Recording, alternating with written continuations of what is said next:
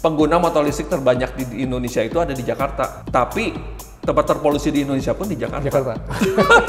Pemerintah kita memang ada studi banding nggak sih ke tempat-tempat luar negeri sana? Sebelum ada kejadian seperti ini, penjualan motor sepeda listrik itu tinggi. Waduh, saya nggak boleh jualan nih karena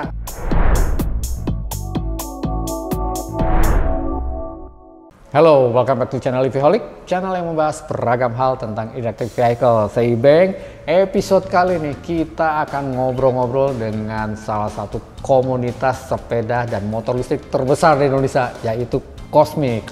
Di sebelah saya nanti ini ada salah satu founder dari Cosmic-nya, Om Peter. Nanti kita akan ngobrol banyak tentang Cosmic itu apa, kemudian cara gabung dengan Cosmic itu bagaimana, dan seterusnya kita akan simak di episode kali ini. Dan buat teman-teman ya yang belum subscribe, yuk subscribe terlebih dahulu, dan jangan lupa ya klik tombol like dan tombol bell.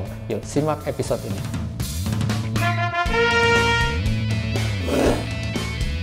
Nah, selamat datang nih Om Peter. Saya nyebutnya Om ya, Iya. Karena kalau di komunitas sesama teman selalu manggilnya Om. Siap, Betul ya? Om. Om Peter mungkin bisa dijelaskan terlebih dahulu, memperkenalkan apa itu Cosmic sebetulnya. Jadi komunitas ini tuh didirikan dari 2007, 15 tahun yang lalu. Awalnya memang kita nggak ada rencana bikin komunitas, tapi kan dulu tuh kita mau nyerahin bola ke pemerintah. Saat itu pemerintah belum terlalu aktif di kendaraan listrik. Jadi akhirnya ya mau nggak mau kita proaktif. Kita yang ngumpulin orang-orang keliling Indonesia terus untuk gabung dengan komunitas. Sampai akhirnya sekarang tuh total anggotanya ada 67.000 dari Aceh sampai Papua. Waduh, 67.000, banyak juga dong. Iya, betul. Nah ini kan komunitas ini adalah lebih banyak awalnya mungkin dari sepeda listrik mungkin Betul, ya? betul. Karena dulu motor listrik belum banyak Betul, ya. betul. Kalau ada pun masih yang tanpa plat nomor Betul. ya. Nah sekarang kalau di sepeda listrik ini sendiri gitu ya, apakah masih aktif di grup Cosmic ini? Aktif sih, aktif. Cuman memang sekarang lebih banyak fokusnya ke regulasi. Karena regulasi ini kan penting untuk sepeda, untuk motor, dan untuk semua. Gitu. Oke, semuanya ya.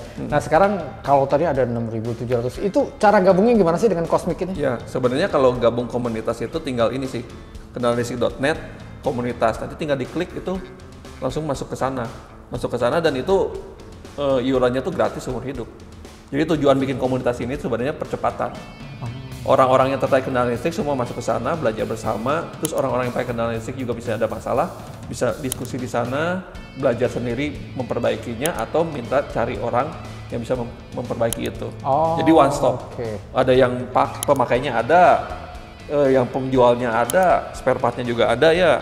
Terus bahkan profesor segala macam pun gabung di sana. Oke, jadi termasuk akademisi juga Betul, ada? ada. Waduh, lengkap. Sama regulator pun ada. Oh, regulator pun ada di Ada, situ. situ. Jadi lumayan komplit nih paketnya Betul. nih.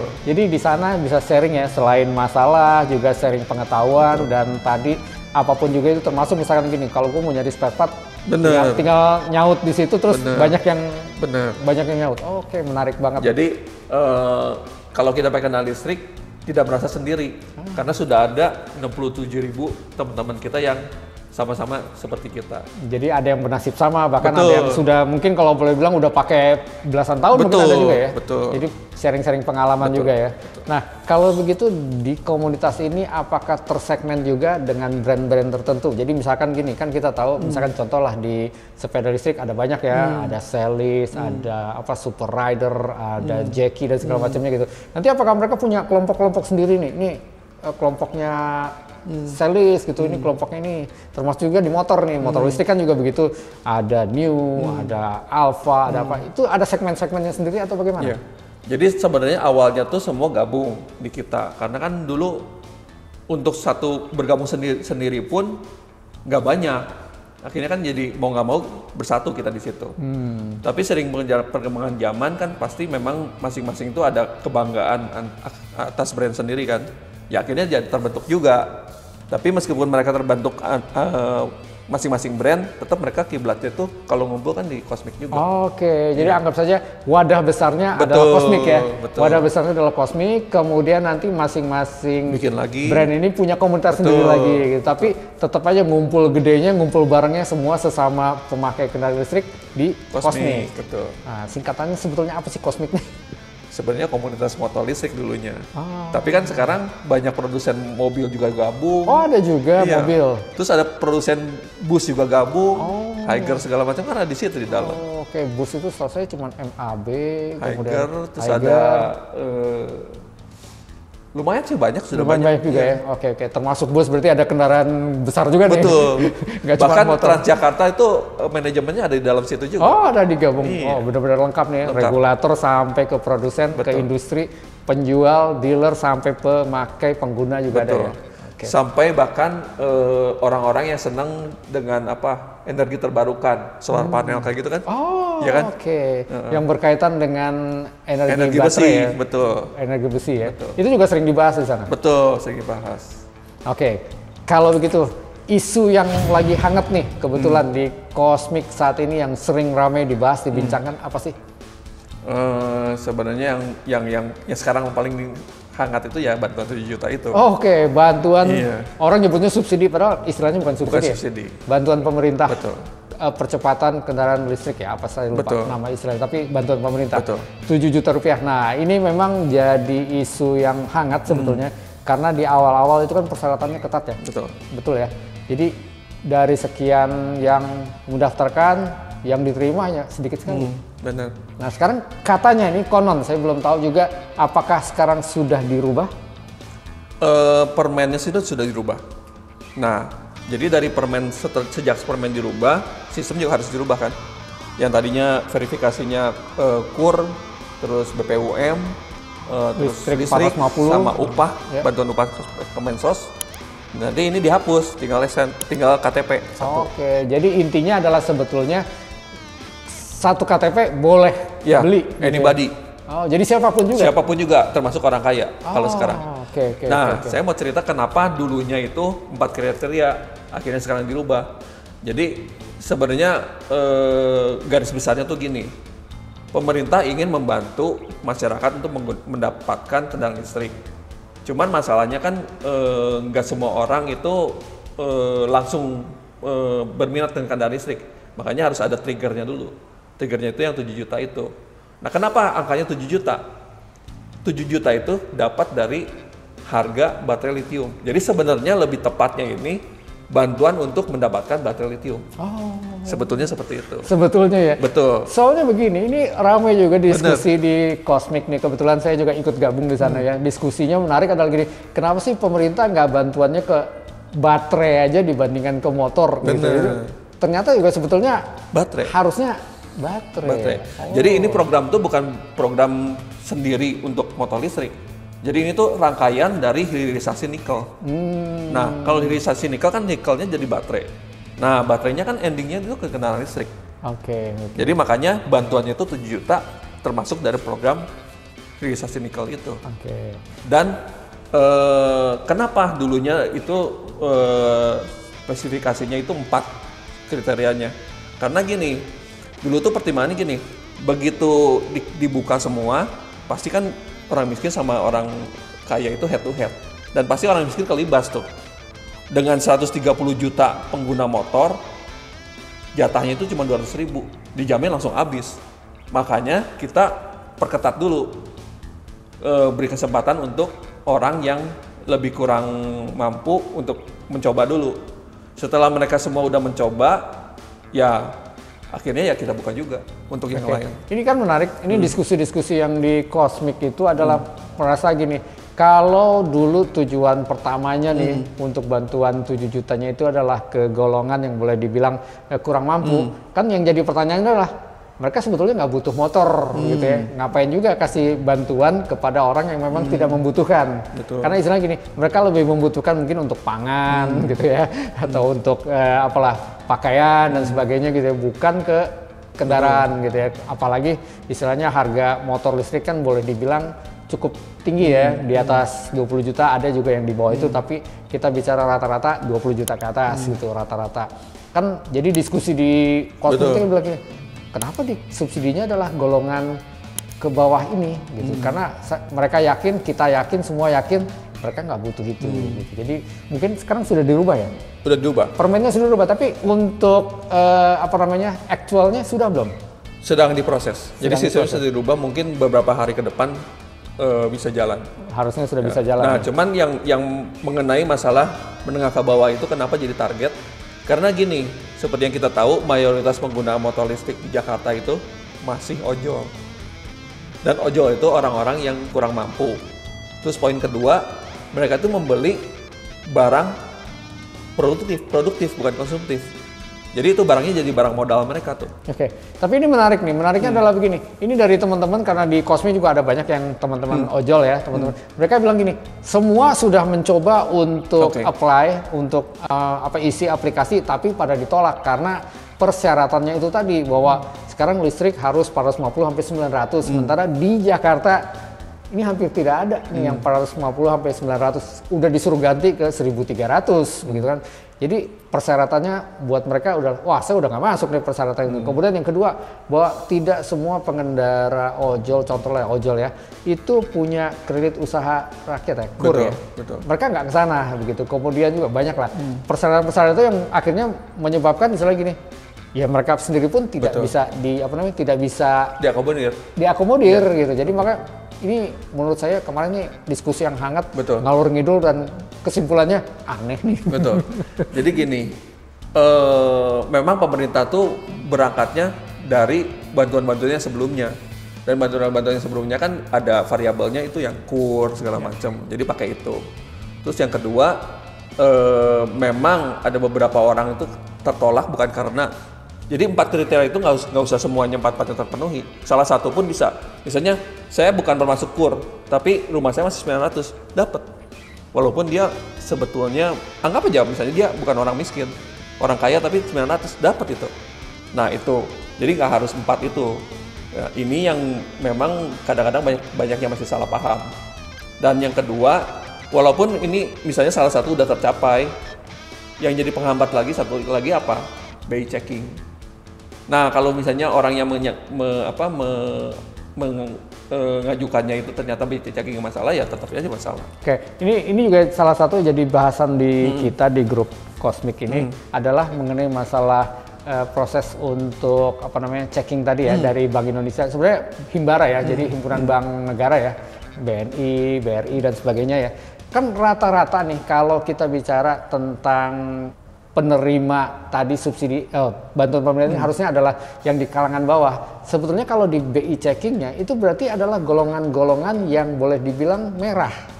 Ya artinya gini, sulit untuk mendapatkan, ya boleh dibilang kredit, sulit untuk mendapatkan pinjaman. Sebenarnya golongan itu kan golongan yang sulit untuk mendapatkan itu karena boleh dibilang bahwa mereka ini yang riskan untuk bisa membayar kreditnya, yang bisa untuk membayar cicilan dan sebagainya, betul kan? Jadi golongan yang boleh bilang ini aneh nih menurut kita gitu. Memang. Jadi kayaknya rancu gitu. Ini diskusi hangat nih di Cosmic. Memang sebenarnya kalau dari kita lihat seperti itu, memang seperti itu. Tapi tetap, ya saya sering bilang ke wartawan itu gini. Kadang-kadang ada program pemerintah itu yang nggak masuk akal. Tapi karena pemerintah kadang-kadang hatinya terlalu lembut, jadi memaksakan bahkan program yang tidak masuk akal. Contohnya gini, waktu COVID itu kan pemerintah udah punya rencana jelas. Tapi kan dia tarik ulur. Tujuannya untuk apa? Untuk relaksasi dan untuk ya kasihan sama masyarakat juga. Tapi kalau pemerintah saklek, wah sejak dulu itu COVID mungkin ekonomi kita udah hancur. Iya, seperti itu. Oke. Jadi itu ranahnya pemerintah sih. Cuman di kita di ranahnya di Cosmic ini kan ada macam-macam, ada pengguna, ada industri dan segala macam. Itu memang jadi pertanyaan. Tapi mudah-mudahan nih dengan tadi satu KTP ini boleh membeli kendaraan listrik, terutama motor ya. Sepeda nggak ada ya? Sepeda nggak bisa. Motor listrik, moga-moga aja semakin minat masyarakat makin terbuka ya. Hanya saja nih setelah regulasinya ini dipangkas, kemudian dibuat menjadi lebih mudah, ini ada jadi beban tersendiri nggak untuk industri kendaraan listrik, terutama motor listrik, bahwa mereka harus menjual banyak? Harus. Tapi ada kan dibebankan oleh pemerintah nggak? Ini kan beban. Di Cosmic ini ada nih, di Cosmic ada teman-teman yang di industri juga kan? Betul. Itu jadi beban nggak untuk mereka? Jadi kan sebenarnya gini, beban iya, kesempatan pun iya. Karena gini, kita selama 5 tahun terakhir penjualan kita cuma 60.000. Yeah. Jadi boleh dibilang itu 1 tahunnya cuma 10.000. Yeah. Nah, kita bayangkan anggota Asosiasi Industri Sepeda Motor Listrik saja kapasitas produksinya itu 2 juta per tahun. 2 juta per tahun tapi cuma bisa terjual 10.000. Itu kan berarti pemerintah harus melakukan sesuatu. Kalau enggak kan ini industri ini terancam.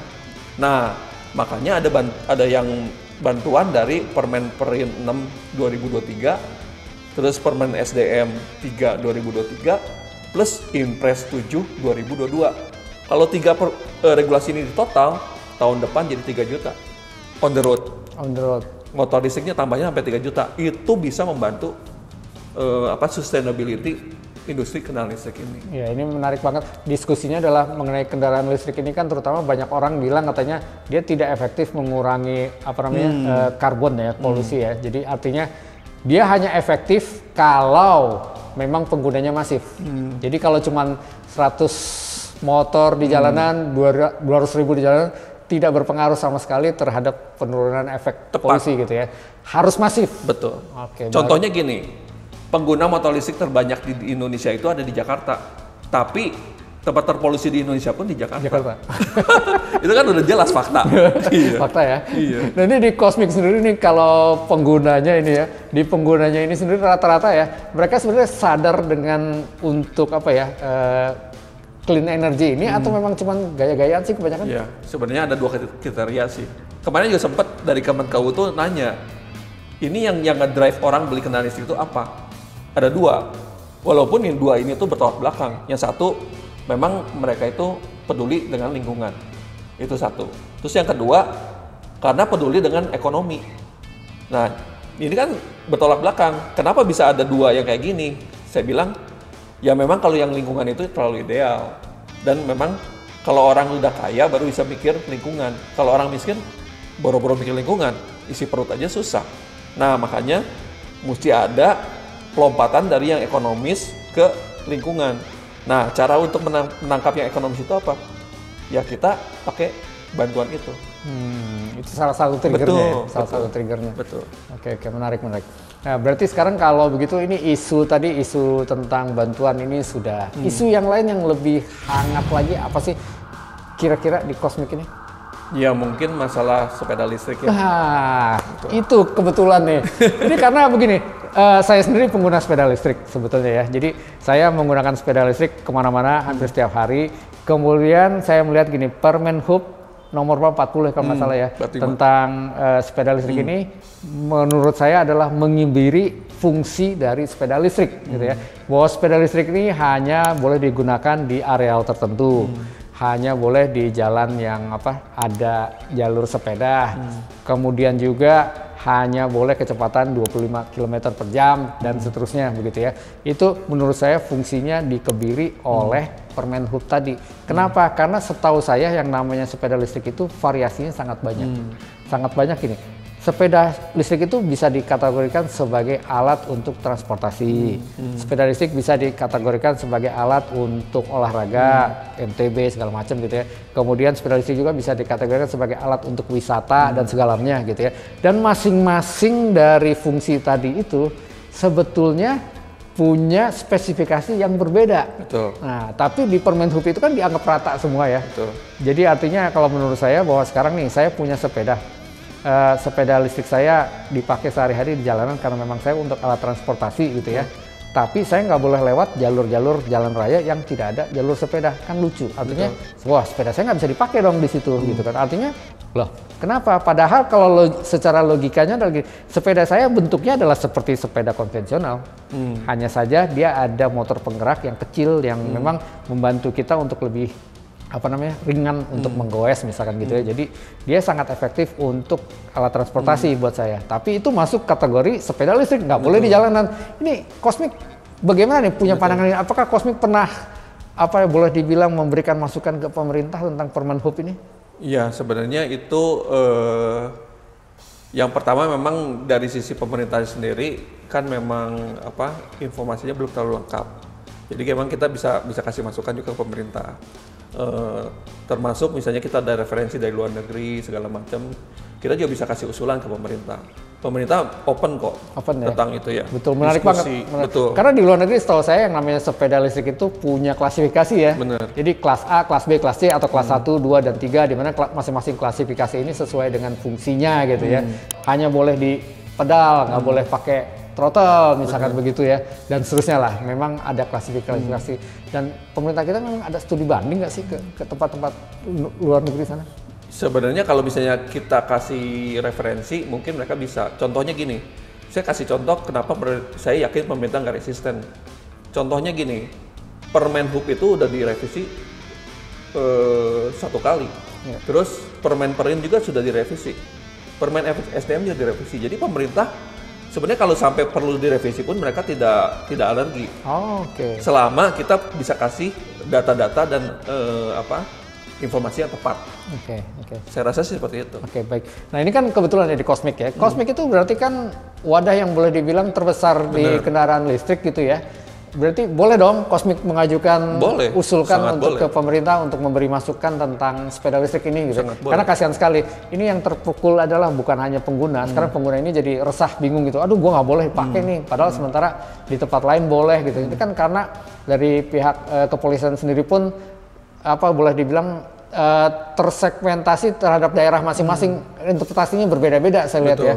Di daerah tertentu boleh, daerah tertentu lain nggak boleh gitu ya. Nggak boleh sama ini. Nah, Cosmic harusnya bisa dong memberikan usulan-usulan tadi, memberikan gambaran bahwa sepeda listrik sewajibnya atau bukan sewajibnya, seharusnya diberikan klasifikasi yang jelas gitu ya. Sangat bisa. Ya, jadi kita bisa kasih informasi, dan juga memang karena ini penerapannya itu terlalu cepat, memang sinkronisasi antar instansi juga ada kendala, dan kita juga mungkin bisa mediasi antara instansi satu dengan yang lain supaya informasi yang dari hulu itu bisa sampai ke hilir dan diterima dengan pemahaman yang tepat. Oke, betul. Karena kasihan juga selain pengguna, yang di industri juga kasihan kan? Bener. Karena mereka bingung mau jual kemana ini, mau jualan dibilang nggak boleh dan seterusnya gitu. Kasihan teman-teman yang punya dealer bilang, waduh saya nggak boleh jualan nih karena beberapa daerah bahkan dilarang untuk jualan begitu.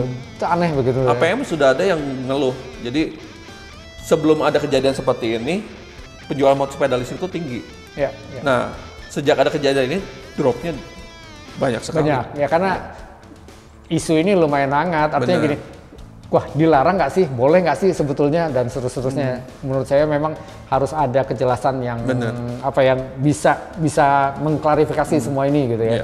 Nah, kebetulan ya Om Peter, itu tadi 2 hal diskusi yang lumayan panas gitu ya. Dan ini juga berkaitan selain untuk pengguna juga ke industri. Nah, ini menarik banget nih. Karena setahu saya Om Peter juga aktif di AISMOLI ya, Asosiasi Industri Motor Listrik ya, sepeda dan motor listrik gitu ya.